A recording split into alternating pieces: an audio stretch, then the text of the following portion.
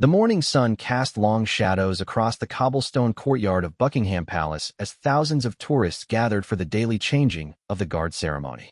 Among them stood Marcus Thompson, a 28-year-old American tourist from Phoenix, Arizona, clutching his smartphone and wearing a mischievous grin that would soon lead to international headlines. Marcus had arrived in London 3 days earlier as part of his first European vacation. He worked as a social media manager for a local restaurant chain back home, and his Instagram account boasted nearly 50,000 followers who eagerly awaited his travel content. This trip to London was supposed to be the highlight of his social media presence, and he was determined to create viral content that would boost his online fame. Standing beside Marcus was his college roommate, Jake Martinez, who had flown in from California specifically for this trip. Jake held a high-end camera and served as Marcus's unofficial videographer for all his social media stunts. The two had been best friends since their freshman year at Arizona State University, bonding over their shared love of pranks and social media challenges. The crowd pressed closer as the ceremony began. Red-coated guards marched in perfect formation, their black bearskin hats towering above their heads, their faces expressionless beneath the traditional headgear. The tourists watched in awe as the guards performed their centuries-old ritual with military precision. Among the guards was Sergeant William Hayes, a 31-year-old veteran who had served 2 tours in Afghanistan before joining the prestigious Queen's Guard. William had been protecting the royal residences for over 4 years, and he took immense pride in his role. Born and raised in a working-class family in Manchester, he had always dreamed of serving his country with honor and distinction. William's military record was exemplary. During his time in Afghanistan, he had received commendations for bravery and had saved the lives of 3 fellow soldiers during a particularly brutal firefight in Helmand Province.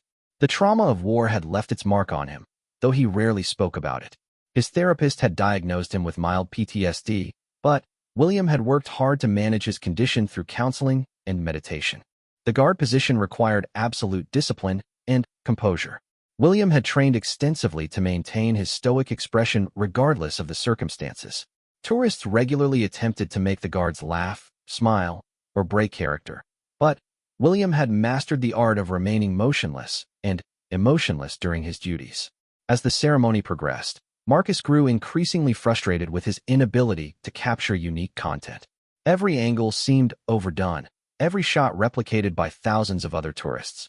He watched as other visitors took selfies and group photos, but nothing seemed original enough for his demanding social media audience. "Dude, we need something different," Marcus whispered to Jake, scanning the crowd of tourists all taking similar photos. "Everyone's getting the same boring shots. My followers expect better content than this." Jake nodded, adjusting his camera settings. "What did you have in mind? These guards are like statues. Nothing seems to get a reaction from them." Marcus's eyes gleamed with an idea that would prove to be catastrophically poor judgment. He had spent the previous evening researching viral tourist videos, and he had seen several instances where tourists had attempted increasingly outrageous behaviors to provoke reactions from the stoic guards. Most resulted in mild reprimands or removal from the premises, but the videos often garnered millions of views. "I've got the perfect plan," Marcus said, pulling out a large water bottle from his backpack. "Watch this." The water bottle contained nearly a liter of cold water that Marcus had purchased from a vendor outside the palace gates. His plan was simple but reckless. He would approach one of the guards during the ceremony and dump the entire contents over the soldier's head, filming the reaction for his social media channels. What Marcus failed to consider were the serious legal and security implications of his planned stunt. The Queen's Guard are active military personnel tasked with protecting one of the most secure locations in the United Kingdom. Any sudden, aggressive action toward them is treated as a potential security threat, not a harmless prank. Jake, initially enthusiastic about creating viral content, began to have second thoughts as he watched Marcus prepare for his stunt. "Marcus, man, are you sure about this? These guys are actual soldiers. This might not end the way you think it will." But Marcus was already committed to his plan. The adrenaline of potential viral fame clouded his judgment, and he dismissed Jake's concerns. "It's just water, dude. What's the worst that could happen? They'll probably just escort me away, and we'll have the most epic content ever." The ceremony continued around them, with hundreds of tourists completely unaware of the drama about to unfold. Children pointed excitedly at the guards. Elderly visitors shared stories of previous visits to the palace, and tour guides explained the historical significance of the traditions they were witnessing. William stood at his assigned position near the palace entrance, his rifle held at the precise angle required by military protocol. His breathing was controlled and steady, his mind focused on his duties despite the chaos of the crowd around him. He had noticed Marcus and Jake earlier, noting their American accents and enthusiastic behavior, but they seemed like typical tourists enjoying the spectacle. The morning air carried the sounds of the city beyond the palace walls, distant traffic, street performers, and the constant chatter of international visitors exploring London. None of this broke William's concentration. He had learned to filter out distractions during his military service, a skill that served him well in his current role. Marcus took a deep breath and began moving through the crowd toward William's position. His heart raced with excitement and nervousness as he unscrewed the cap of his water bottle. Jake followed behind, camera ready to capture what they believed would be a harmless prank that would boost Marcus's social media following. The distance between Marcus and William closed with each step. Other tourists, sensing something unusual happening, began to pay attention to the young American making his way toward the guard. Some pulled out their phones, instinctively knowing that something noteworthy was about to occur. William's peripheral vision caught the movement of someone approaching, but his training required him to maintain his position unless directly threatened. He had experienced countless tourists attempting to provoke reactions over the years, and he had successfully ignored them all. However, something about Marcus's determined approach felt different from the typical tourist behavior he had grown accustomed to. As Marcus drew closer, time seemed to slow down. The ceremonial music continued playing in the background.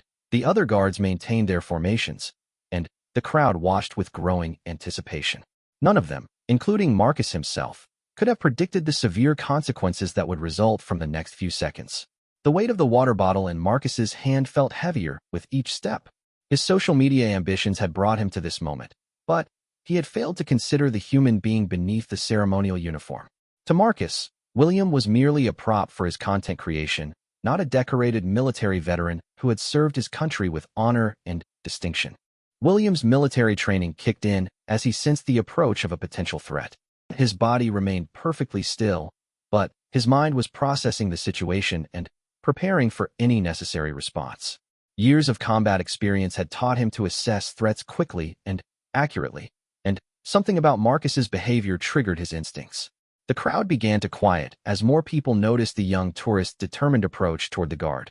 Parents pulled their children closer, and several visitors began recording on their phones, sensing that something significant was about to happen. Marcus was now just a few feet away from William. The water bottle was ready, the camera was rolling, and his social media followers were about to witness what he believed would be the prank of a lifetime. However, the reality of assaulting a member of the British military was about to become devastatingly clear to everyone involved. The morning sun continued to shine down on the palace courtyard, unaware that the next few moments would create an international incident that would change the lives of everyone involved. The stage was set for a confrontation that would demonstrate the serious consequences of treating military personnel as entertainment props for social media content. William's breathing remained steady, his posture perfect, and his dedication to his duty unwavering. He had no idea that his military training and protective instincts were about to be put to the test by a tourist with a water bottle and a misguided desire for viral fame. The moment Marcus raised the water bottle above William's head, everything changed. In one swift motion, he upended the entire liter of cold water directly onto the guard's ceremonial uniform and bearskin hat. The water cascaded down William's face, soaking through his red tunic and creating a puddle at his boots. For a split second, the entire courtyard fell silent. Even the ceremonial band seemed to pause as hundreds of tourists witnessed what appeared to be a harmless prank. Marcus stepped back with a triumphant grin, expecting laughter, applause, or at worst, a mild scolding from nearby security personnel. Jake captured every second on his high-definition camera, zooming in to catch William's reaction. The footage showed water dripping from the guard's chin, his pristine uniform now darkened with moisture, and his bearskin hat completely saturated. Marcus turned to the camera with a thumbs up, mouthing the words "epic content" to his audience. But William's reaction was far from what anyone expected. The cold water triggered something deep within William's psyche. The shock of the unexpected assault combined with his military training and underlying PTSD created a perfect storm of psychological response. In his mind, He was no longer standing guard at Buckingham Palace. The water felt like blood, the laughter of tourists sounded like enemy fire, and Marcus suddenly represented every threat he had faced during his tours in Afghanistan. William's eyes, which had remained stoically forward throughout the ceremony, suddenly snapped toward Marcus with an intensity that made several nearby tourists step backward. The transformation was immediate and terrifying. The disciplined soldier disappeared, replaced by a combat veteran whose protective instincts had been violently triggered. "Contact," William shouted, using military terminology that indicated an enemy engagement. His voice carried across the courtyard with such authority and alarm that the ceremonial band actually stopped playing. The other guards immediately turned their attention toward the disturbance, their own training kicking in as they assessed the situation. Marcus's smile faded as he realized that his prank had not gone according to plan. The guard's reaction was far more intense than anything he had seen in viral videos online. William's entire demeanor had shifted from ceremonial statue to active military threat assessment mode. "What the hell?" Marcus stammered, taking another step backward as William's penetrating stare bore into him. "Dude, it was just water. Chill out." But William was beyond hearing rational explanations. His military training had taught him to neutralize threats quickly and decisively. In his triggered state, Marcus was no longer a tourist with a water bottle. He was a hostile enemy who had just launched an attack, while William was on duty protecting a vital strategic location. The crowd of tourists began to sense the danger. What had started as entertainment was rapidly escalating into something far more serious. Parents grabbed their children and began moving away from the confrontation. Several visitors continued filming, but their expressions had changed from amusement to concern and fear. Jake lowered his camera, finally, understanding that their prank had crossed a line they never intended to cross. "Marcus, we need to go? Now. This guy is seriously pissed off." William took a step toward Marcus, his military bearing now fully engaged. Despite the water still dripping from his uniform, his movements were precise and controlled. His right hand remained on his ceremonial rifle, though he made no move to raise it. However, his posture clearly indicated that he was prepared to defend himself and his post against what he perceived as a continued threat. "Stand down," William commanded, using the same tone he had employed when facing insurgents in Afghanistan. "Identify yourself. State your intentions." The other guards began moving toward the situation, their own training requiring them to support their fellow soldier when a threat was identified. However, they moved with caution, trying to assess whether this was a genuine security incident or a situation that had simply gotten out of hand. Marcus raised his hands in a gesture of surrender, finally, beginning to understand the gravity of his actions. "Look, man, I'm sorry. It was just a joke for my social media. I didn't mean any harm." But William's psychological state made it impossible for him to process Marcus's explanation rationally. The combination of his PTSD, the shock of the unexpected assault, and his military training created a feedback loop that intensified his defensive response rather than de-escalating it. "Hostile actions detected," William announced to his fellow guards. "American male, approximately 180 pounds, aggressive behavior, potential additional threats in crowd." The military precision of William's language sent a chill through the gathering crowd. This was no longer a tourist prank gone wrong. This was a trained soldier treating a civilian as a combat threat. The implications were becoming clear to everyone except Marcus, who still seemed to believe he could explain his way out of the situation. Jake grabbed Marcus's arm, trying to pull him away from the increasingly dangerous confrontation. "We're leaving. Right now. Don't say another word." But Marcus's ego and his commitment to his social media image prevented him from simply walking away. He had 49,000 followers who would see this footage, and he couldn't bear the thought of looking like a coward who had been intimidated by a guard. "This is ridiculous," Marcus said, his voice loud enough for the crowd to hear. "All I did was dump some water on him. It's not like I threatened him with a weapon or anything. He's completely overreacting." William's response was swift and decisive. In one fluid motion, he stepped forward and grabbed Marcus by the front of his shirt, lifting him slightly off the ground. The strength that William had developed through years of military training was evident as he held Marcus at arm's length, their faces inches apart. "You assaulted a member of Her Majesty's Guard while on active duty," William said, his voice low and dangerous. "That is a criminal offense under British military law, and you are now under citizen's arrest pending the arrival of military police." The crowd gasped collectively. Several tourists screamed, and Many began running away from the confrontation, fearing that the situation was about to escalate into violence. Jake continued filming despite his fear, knowing that this footage would either exonerate his friend or serve as evidence in a criminal proceeding. Marcus struggled against William's grip, but the guard's strength was overwhelming. "Let me go? You can't arrest me. I'm an American citizen. I have rights."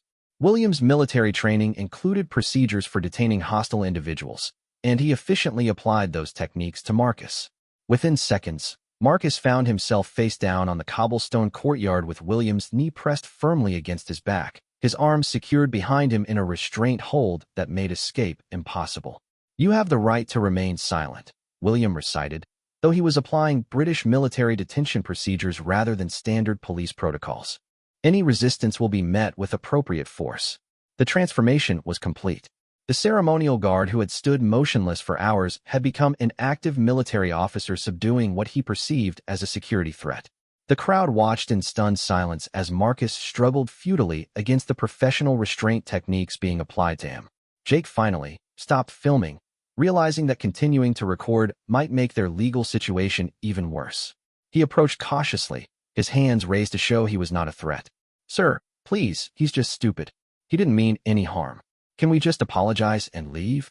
William's eyes shifted to Jake, assessing whether he represented an additional threat. His military training taught him to secure the primary target while remaining aware of potential accomplices or backup threats in the area. "Step back and keep your hands visible," William commanded. "You are potentially complicit in this assault, and maybe detained as well." The severity of William's language began to penetrate Marcus's consciousness. The word assault carried serious legal implications that his social media-focused mind had never considered. What he had viewed as a harmless prank was being treated as a criminal act by a trained military professional. Palace security personnel were now rushing toward the scene, their radios crackling with urgent communications. The incident had escalated far beyond anything they typically dealt with during tourist visits. Multiple supervisors were being notified, and protocols for handling assaults on military personnel were being activated. The crowd continued to grow as word of the confrontation spread throughout the palace grounds. Some tourists were horrified by what they were witnessing, while others seemed thrilled to be present for such an unusual and dramatic event. The mixture of reactions created a chaotic atmosphere that added to the overall tension of the situation. Marcus's face pressed against the cold cobblestones, finally, began to understand that his quest for viral fame had led him into serious legal trouble. The water that had seemed like such a harmless prop minutes earlier had triggered a chain of events that would have consequences far beyond his social media channels. William maintained his professional restraint hold while scanning the crowd for additional threats. His military instincts remained fully engaged, and he showed no signs of releasing Marcus until proper authorities arrived to take custody of the detained individual. The ceremonial music had completely stopped, and the other guards had abandoned their formal positions to secure the area around the incident. The famous changing of the guard ceremony had been disrupted by a tourist's misguided attempt at internet fame, creating an international incident that would soon make headlines around the world. Within minutes, the palace courtyard transformed into a scene of controlled chaos. Metropolitan police officers arrived in response to the emergency call from palace security, followed closely by military police who had jurisdiction over incidents involving active duty soldiers. The crowd of tourists was pushed back behind hastily erected barriers as officials secured the scene. Marcus remained pinned to the ground under William's expert restraint, his designer tourist clothes now scuffed and dirty from the cobblestones. The reality of his situation was finally sinking in as he watched uniformed officers establishing a perimeter around the incident. This was no longer a social media stunt gone slightly wrong. This was a serious criminal matter being handled by multiple law enforcement agencies. Detective Inspector Sarah Collins of the Metropolitan Police approached the scene with practiced efficiency. She had dealt with numerous incidents at royal residences throughout her 15-year career, but tourist assaults on military personnel were relatively rare and always treated with maximum seriousness. "Sergeant Hayes," she addressed William formally, recognizing his rank from his uniform insignia. "Can you provide a preliminary report on the incident?" William maintained his position restraining Marcus while speaking to the detective inspector. His military bearing remained sharp despite the water still dripping from his uniform. At approximately 11:43 hours, this individual approached my position during ceremonial duties and deliberately poured approximately 1 liter of water over my person and equipment. I assessed this as a hostile assault and detained the suspect according to military protocol. Detective Inspector Collins took detailed notes while examining the scene. The water was still visible on the ground, and William's saturated uniform provided clear evidence of the incident. Jake stood nearby under the watchful eye of another officer, his camera confiscated as potential evidence. "Sir," Marcus called out from his position on the ground, his voice muffled by his uncomfortable position. "This is insane. It was just water. I'm a tourist. I was trying to be funny for my social media. This is way out of proportion." Detective Inspector Collins crouched down beside Marcus, her expression professionally neutral. "Mr. Thompson, is it? You need to understand that what you view as a harmless prank constitutes assault under British law. When that assault is committed against a member of Her Majesty's forces while they are on active duty, the charges become significantly more serious." The legal implications began to crystallize for Marcus as the detective explained his situation. Assault charges in the United Kingdom carried potential jail time, especially when aggravating factors such as the victim's military status were involved. His dreams of viral social media fame were rapidly turning into a nightmare of legal consequences. Jake watched helplessly as additional officers arrived and began processing the scene. His camera contained the entire incident from multiple angles, footage that would likely serve as the primary evidence against his best friend. The irony was not lost on him that their quest to create engaging content had instead documented Marcus committing a serious crime. Captain Rebecca Martinez, the military police officer assigned to investigate the incident, reviewed William's service record on her tablet while observing his continued restraint of Marcus. William's exemplary military career and his combat service gave additional weight to his assessment of the situation as a hostile assault rather than a harmless prank. "Sergeant Hayes," Captain Martinez said formally, "you are authorized to release the detainee to civilian custody. Your actions were appropriate given the circumstances, and a full report will be filed with your commanding officer." William finally released his hold on Marcus, allowing the tourist to sit up for the first time in nearly 20 minutes. Marcus's legs had gone numb from the prolonged restraint, and he struggled to regain his composure while handcuffs were applied by the arresting officers. The crowd of tourists continued to watch from behind the security barriers, many still recording the aftermath on their phones despite requests from officers to stop filming. The incident had already begun appearing on social media platforms, with hashtags like #Buckingham Palace Incident and #Royal Guard Attack trending worldwide. Dr. James Patterson, a psychiatrist who served as a consultant for military personnel, had been called to assess William's mental state following the incident. The doctor's preliminary evaluation indicated that William had experienced a trauma response triggered by the unexpected assault, a reaction consistent with his documented PTSD from his combat service. Sergeant Hayes demonstrated textbook protective behavior, Dr. Patterson explained to the investigators. The unexpected nature of the attack, combined with his military training and existing trauma markers, created a defensive response that was both appropriate and professionally executed. Marcus was loaded into a police transport vehicle, his hands secured behind his back, and his tourist adventure officially over. The charges against him were serious: assault against a military officer, disturbing the peace, and potential violations of the Official Secrets Act depending on his intentions regarding the footage he had planned to share. Jake was released after providing a detailed statement and surrendering his camera equipment as evidence. He stood outside the palace gates, trying to process what had just occurred. Their vacation had turned into a legal nightmare, and his best friend was facing potential imprisonment in a foreign country. The media response was swift and intense.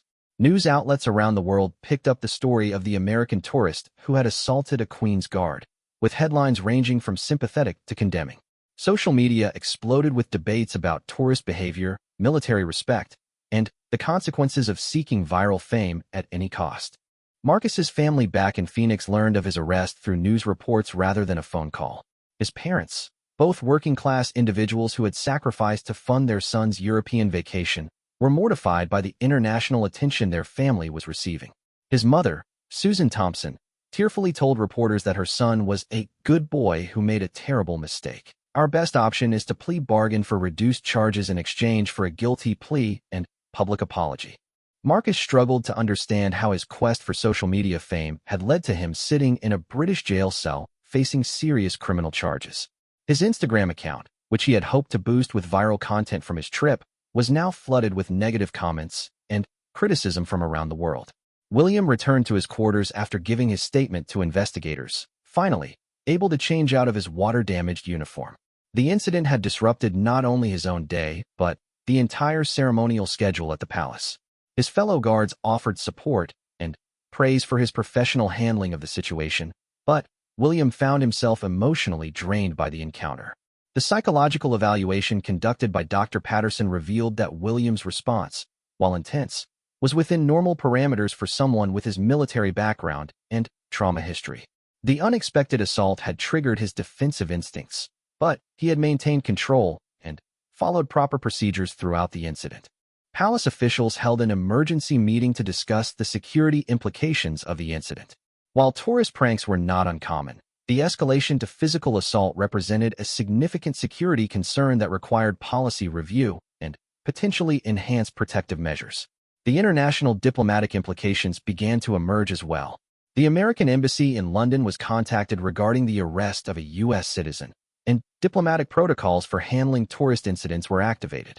However, the clear evidence of assault meant there was little diplomatic intervention could accomplish. Marcus's social media accounts, which had been his primary motivation for the ill-conceived prank, became a source of additional evidence for the prosecution. His previous posts showed a pattern of increasingly risky behavior designed to gain followers and engagement, establishing a clear motive for the assault. The ripple effects of the incident continued to spread beyond the immediate legal consequences. Tourism boards began discussions about better educating visitors regarding appropriate behavior at cultural and historical sites. Military protocols were reviewed to ensure that similar incidents could be handled with equal professionalism in the future. Williams' commanding officer, Colonel David Harrison, commended the sergeant's handling of the situation while also arranging for additional counseling support to help process the trauma trigger that had occurred. The military's duty of care for its personnel extended to ensuring that incidents like this did not cause lasting psychological damage. The story became a cautionary tale about the dangers of social media culture and the pursuit of viral fame at any cost. Educational institutions began using the incident as an example in discussions about digital citizenship and the real-world consequences of online behavior. As night fell over London, Marcus remained in custody awaiting his court appearance, while William tried to process the events of the day with his counselor. Neither man could have predicted that a simple desire for entertaining content would lead to an international incident that would change both their lives forever. The courtroom at Westminster Magistrates Court buzzed with activity as Marcus Thompson's case was called to order. International media had descended upon the proceedings, transforming what should have been a routine assault case into a global spectacle. The presiding judge, the Honorable Justice Elizabeth Hartwell, was well accustomed to high-profile cases, but recognized the unique circumstances surrounding this particular incident. Marcus sat in the defendant's dock, wearing the same clothes he had been arrested in 3 days earlier, now wrinkled and stained from his time in custody. The confident social media personality who had approached Buckingham Palace with viral ambitions had been replaced by a frightened young man facing the harsh reality of the British legal system. His defense attorney, Margaret Foster, had worked tirelessly to prepare a defense strategy based on cultural misunderstanding and lack of intent to cause harm. However, the prosecution's case was overwhelming in its clarity and documentation. Chief Prosecutor David Reynolds had handled numerous assault cases throughout his career, but few came with such comprehensive video evidence and witness testimony. Your Honor, Prosecutor Reynolds began his opening statement. This case represents a clear and deliberate assault upon a member of Her Majesty's Armed Forces while that individual was performing official duties in protection of a vital national institution. The defendant's actions were not only criminal in nature but demonstrated a profound disrespect for British military personnel and cultural traditions. The prosecution's evidence was presented with methodical precision. Jake's camera footage showed the incident from multiple angles, clearly documenting Marcus's deliberate approach to Sergeant Hayes and the purposeful dumping of water over the guard's head and uniform. Additional footage from tourist phones and palace security cameras provided corroborating evidence from different perspectives. Sergeant William Hayes took the witness stand to provide his account of the incident. Still showing signs of the psychological impact from the assault, William's testimony was measured and professional. He described his military service, his role as a Queen's Guard, and the shock of the unexpected assault that had triggered his defensive response. The defendant approached my position during ceremonial duties, William testified. His actions constituted an unprovoked assault that not only violated my person, but also disrupted the security protocols I was sworn to maintain. The training and discipline required for my role demand constant vigilance, and any assault upon military personnel on duty must be treated as a potential security threat. The defense's attempt to characterize the incident as a harmless tourist prank fell flat in the face of Williams' testimony and the clear video evidence. Margaret Foster argued that Marcus had no understanding of the serious nature of his actions and had been influenced by social media culture that often portrayed such behavior as acceptable entertainment. Your Honor, Foster addressed the court, my client is a young man from a different cultural background who made a profoundly poor decision while attempting to create content for social media. He had no intent to harm or threaten Sergeant Hayes, and his actions, while clearly wrong, were motivated by misguided attempts at humor rather than malicious intent. However, Justice Hartwell was unmoved by the cultural misunderstanding defense. Her extensive experience with international cases had shown her that ignorance of British law and customs was rarely accepted as adequate justification for criminal behavior, particularly when that behavior targeted military personnel. The psychological evaluation of both Marcus and William became a crucial element of the proceedings. Dr. James Patterson testified about William's trauma response and the appropriateness of his defensive actions given his military background and PTSD diagnosis. His testimony helped establish that William's forceful restraint of Marcus was a reasonable response to what he perceived as a hostile assault. Marcus's psychological evaluation, conducted by Dr. Sarah Mitchell, revealed a young man obsessed with social media validation and increasingly desperate for viral content. His social media history showed a pattern of escalating risky behavior designed to attract followers and engagement, establishing a clear progression that led to the assault incident. The defendant demonstrates classic symptoms of social media addiction and validation-seeking behavior, Dr. Mitchell testified. His pursuit of online fame had escalated to the point where he was willing to assault a stranger to create content for his followers. This represents a serious psychological condition that contributed directly to his criminal behavior. The victim impact statement provided by William was particularly powerful. The decorated combat veteran described how the assault had not only physically disrupted his duties but had triggered psychological trauma that required ongoing counseling and treatment. His statement emphasized the lasting impact of Marcus's harmless prank on someone who had already sacrificed significantly in service to his country. The defendant's actions brought back memories of hostile encounters during my military service overseas, Williams' statement read. What he viewed as entertainment was experienced by me as an assault that triggered defensive responses developed through years of combat training. The psychological impact of this incident will require ongoing treatment and has affected my ability to perform my duties with the confidence and peace of mind I had previously maintained. Public opinion, as reflected in social media and news coverage, was overwhelmingly critical of Marcus's actions. The incident had sparked broader discussions about entitled tourist behavior and the impact of social media culture on young people's decision-making processes. Hashtags calling for severe punishment trended worldwide, while support for William and the Queen's Guard grew exponentially. Marcus's family had flown to London to attend the proceedings, their faces showing the strain of watching their son face serious criminal charges in a foreign country. His parents, John and Susan Thompson, struggled to understand how their son's European vacation had led to international notoriety and potential imprisonment. The sentencing phase of the trial drew massive media attention. Justice Hartwell's reputation for firm but fair sentencing in high-profile cases meant that legal experts and the public were eager to see how she would balance the seriousness of the assault with Marcus's lack of prior criminal history and his obvious remorse for his actions. In her sentencing remarks, Justice Hartwell delivered a scathing assessment of Marcus's behavior and its broader implications for tourist conduct in the United Kingdom. Mr. Thompson, she addressed the defendant directly, your actions represent far more than a momentary lapse in judgment or a cultural misunderstanding. You deliberately assaulted a decorated military officer while he was performing duties vital to national security and cultural tradition. Your motivation, the pursuit of social media fame, makes your actions particularly reprehensible in an age where young people increasingly prioritize online validation over basic human decency and respect.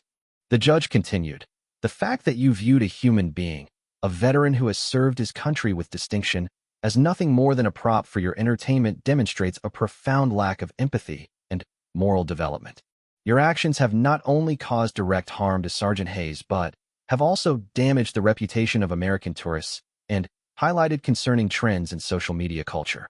Marcus's sentencing included 6 months imprisonment, a substantial fine, and a lifetime ban from all royal residences and military installations in the United Kingdom.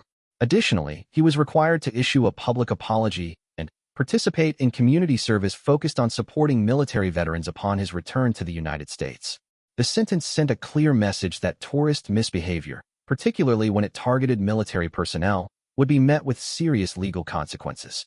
Legal experts praised Justice Hartwell's balanced approach, which punished the criminal behavior while also addressing the broader social issues that had contributed to the incident. William attended the sentencing hearing and expressed satisfaction that justice had been served, though he noted that the legal proceedings could not fully address the psychological impact of the assault. He planned to continue his service with the Queen's Guard while working with counselors to process the trauma triggered by the incident. The international media coverage of the sentencing extended the story's reach far beyond the courtroom. News outlets around the world reported on the case as an example of the serious consequences that could result from social media-driven misbehavior and the importance of respecting military personnel and cultural traditions while traveling. Marcus's Instagram account, which had motivated his ill-conceived assault, was permanently deactivated following his sentencing. The account that had once boasted nearly 50,000 followers became a cautionary tale about the dangers of pursuing viral fame without considering the real-world consequences of one's actions. Educational institutions and tourism organizations began incorporating the incident into their curricula and guidance materials, using Marcus's case as a stark example of how quickly tourist misbehavior could escalate into serious criminal charges with lasting consequences. The incident also prompted policy discussions about social media literacy and the need for better education about digital citizenship. Experts argued that young people needed to better understand the connection between online behavior and real-world consequences, particularly when traveling internationally where cultural and legal norms might differ significantly from their home countries. 6 months after his sentencing, Marcus Thompson walked out of HMP Pentonville, a fundamentally changed person. The confident social media personality who had sought viral fame through reckless behavior had been replaced by a subdued young man who had spent countless hours reflecting on the consequences of his actions. The British prison system, with its emphasis on rehabilitation and education, had forced Marcus to confront not only his crime but the deeper psychological issues that had driven him to commit it. During his incarceration, Marcus had participated in extensive counseling programs designed to address social media addiction and validation-seeking behavior. Dr. Elizabeth Crawford, the prison psychologist assigned to his case, had worked with him to understand the psychological drivers behind his need for online approval and the escalating risky behavior that had ultimately led to his assault on Sergeant Hayes. Marcus arrived at the facility as someone whose entire sense of self-worth was tied to social media metrics, Dr. Crawford explained in her final evaluation. Through our work together, he has begun to develop a more authentic sense of identity and has gained genuine insight into how his actions affected not only himself but the victim of his assault. The mandatory digital detox imposed by his imprisonment had been initially traumatic for Marcus, who had been accustomed to constant connectivity and immediate feedback from his online followers. However, as weeks turned into months, he began to appreciate the mental clarity that came from disconnection from social media platforms. Marcus had also participated in a victim impact program that included corresponding with military veterans who helped him understand the significance of his assault on William. These conversations had been among the most difficult but transformative experiences of his incarceration, forcing him to confront the human cost of his quest for entertainment. Meanwhile, Sergeant William Hayes had continued his service with the Queen's Guard while working through the psychological aftermath of the incident. The assault had triggered memories and emotions from his combat service that required ongoing professional support, but William's dedication to his duties never wavered. Dr. James Patterson had continued working with William throughout the months following the incident, helping him process not only the immediate trauma of the assault, but also the broader implications for his military service and personal well-being. The therapy had proven successful in managing the PTSD symptoms that had been exacerbated by Marcus's actions. Sergeant Hayes has demonstrated remarkable resilience in dealing with this incident, Dr. Patterson noted in his 6-month evaluation. While the assault did trigger trauma responses related to his combat service, his commitment to his duties and his willingness to engage in treatment have allowed him to not only recover, but to grow from this experience. William had become an advocate for better support systems for military personnel dealing with PTSD and had spoken at several conferences about the importance of mental health resources for veterans. His experience had transformed a traumatic incident into an opportunity to help other service members facing similar challenges. The incident had also led to significant changes in security protocols at royal residences. Palace officials had implemented enhanced crowd control measures and improved training for security personnel to better identify and prevent potential incidents before they escalated to assault. The changes were designed to protect both military personnel and tourists while maintaining the accessibility that made royal ceremonies special for visitors from around the world. Marcus's family had struggled with the international attention and stigma associated with their son's actions.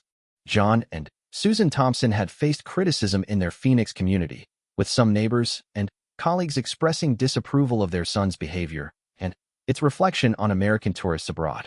However, they had also received support from other families who had dealt with similar issues related to social media addiction and poor decision-making by young adults. "We love our son, but we were horrified by his actions," Susan Thompson told a local newspaper upon Marcus's release. "We raised him to be respectful and considerate, and his behavior in London was completely contrary to our family values. We're grateful that he's had this time to reflect on his mistakes and hopefully become a better person." Jake Martinez had returned to California immediately after providing his testimony, but the incident had profoundly affected him as well. The footage he had captured for what was supposed to be entertaining content had instead documented his best friend committing a serious crime. Jake had since become an advocate for responsible social media use and had spoken at schools and universities about the importance of considering consequences before creating content. "I was complicit in what happened," Jake admitted during one of his speaking engagements. "I was behind the camera encouraging behavior that I knew was questionable. The incident taught me that viral content isn't worth destroying someone's life, and that we have a responsibility to think about the impact of our actions on others." Marcus's release from prison came with strict conditions. He was required to complete 200 hours of community service working with military veterans organizations upon his return to the United States. Additionally, he was banned from creating any commercial content related to his arrest and conviction, and his social media use was restricted as part of his probation conditions. The lifetime ban from royal residences and military installations meant that Marcus could never again visit some of the United Kingdom's most significant cultural and historical sites. Educational institutions around the world had incorporated the incident into their curricula as a case study in digital citizenship and international cultural sensitivity. The story of Marcus Thompson and Sergeant William Hayes had become a powerful teaching tool about the real-world consequences of social media-driven behavior and the importance of treating all people with respect and dignity. Tourism organizations had developed new educational materials specifically addressing the incident and its broader implications for tourist behavior. The materials emphasized that cultural sites and military personnel were not entertainment props and that visitors had a responsibility to behave respectfully regardless of their motivations for travel. The social media platforms that had inadvertently contributed to Marcus's behavior had also taken notice of the incident. Several companies implemented new policies and educational initiatives designed to discourage dangerous or disrespectful content creation, particularly in sensitive cultural or military contexts. Marcus's public apology, delivered as part of his sentence, had been viewed millions of times online and had sparked widespread discussion about accountability and redemption in the digital age. The apology was considered genuine and heartfelt by most viewers, though some critics argued that no apology could fully address the harm caused by his actions. "I want to publicly acknowledge that my actions were completely wrong and inexcusable," Marcus had said in his filmed apology. "I treated Sergeant Hayes as an object for my entertainment rather than recognizing him as a human being who deserves respect and dignity. My behavior not only harmed him directly, but also disrespected his military service and the cultural traditions he was sworn to protect. I accept full responsibility for my actions and the consequences that followed. Upon his return to Phoenix, Marcus faced the challenge of rebuilding his life and reputation in a community that was well aware of his international notoriety. The social media following he had once cultivated was gone, replaced by the difficult work of genuine personal growth and contribution to society. His mandatory community service brought him into contact with military veterans dealing with PTSD and other service-related challenges. These interactions provided Marcus with first-hand insight into the impact of military service and the ongoing struggles faced by those who had sacrificed for their country. The experience was humbling and transformative, helping him develop genuine empathy for people like William Hayes. William continued his distinguished service with the Queen's Guard, though the incident had made him something of a reluctant celebrity within military circles. His professional handling of the assault and his subsequent advocacy for veteran mental health had earned him commendations from his superiors and respect from his peers. The correspondence between Marcus and William, facilitated through the Victim Impact Program, had evolved into an unlikely friendship based on mutual respect and shared commitment to preventing similar incidents in the future. Both men had found meaning in transforming a traumatic encounter into an opportunity for education and advocacy. What started as the worst day of both our lives has become an opportunity to help others understand the importance of respect, responsibility, and redemption, William reflected in a joint interview the two men gave 1 year after the incident. Marcus has shown genuine remorse and has worked hard to make amends for his actions. While I can never forget what happened, I have been able to forgive, and I believe that both of us are better people because of what we've learned from this experience. The incident at Buckingham Palace had ultimately become more than just a cautionary tale about social media excess and tourist misbehavior. It had evolved into a story of redemption, forgiveness, and the possibility of positive change even in the aftermath of serious wrongdoing. Both Marcus Thompson and William Hayes had found ways to transform a moment of crisis into an opportunity for growth, education, and service to others. Their story continued to resonate with audiences around the world, serving as a powerful reminder that our actions have consequences not only for ourselves, but for the people whose lives we touch. The quest for viral fame that had motivated Marcus's assault had ultimately led to a deeper understanding of human dignity, respect, and the possibility of redemption through genuine accountability and service to others. The legacy of the incident extended far beyond the individuals directly involved, influencing policies, educational programs, and social media practices around the world. What began as a thoughtless moment captured on camera had become a catalyst for broader conversations about digital responsibility, cultural sensitivity, and the importance of treating all people with the respect and dignity they deserve. As both men moved forward with their lives, they carried with them the lessons learned from their encounter and a shared commitment to ensuring that their experience would serve to prevent similar incidents and promote understanding between people from different cultures and backgrounds. The tourist who had drenched a royal guard for laughs had learned that true viral impact comes not from momentary entertainment, but from genuine human connection and positive contribution to society.